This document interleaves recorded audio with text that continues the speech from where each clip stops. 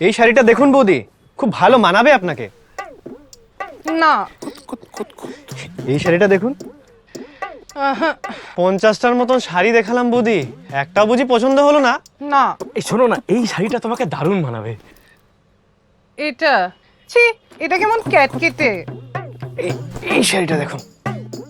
এটা কেমন লাগছে? কেমন জেল জেলে। এই শাড়িটা আপনাকে ঠিক লাগবে। দেখুন দেখুন। এটা কিন্তু ভালো, কিন্তু ভাই এক ধোয়াতে রং উঠে যাবে না তো? কি যে বলেন বৌদি। পশ্চিমবঙ্গের স্কুলে মিড ডে মিলের খাবারে বিষাক্ত পোকা, অসুস্থ কোয়ালিটি ভালো হবে তো? ছাত্রছাত্রীরা আরে দাদা 100% গ্যারান্টি। একটা শাড়ির কোয়ালিটি নিয়ে এত খুঁতখুঁতানি, এদিকে বাচ্চাদের মিড ডে মিলের বাজে খাবারের কোয়ালিটি নিয়ে কোনো খুঁতখুঁতানি নেই কেন? ম্যাডাম, এই দোকান থেকে ভালো শাড়িটা যেমন বেছে নিচ্ছেন, সেরকম এবার ভোটেও ভালো সরকারটাকে বেছে নিন। হয় আউট ভরসাইন, বিজেপিকে ভোট দিন।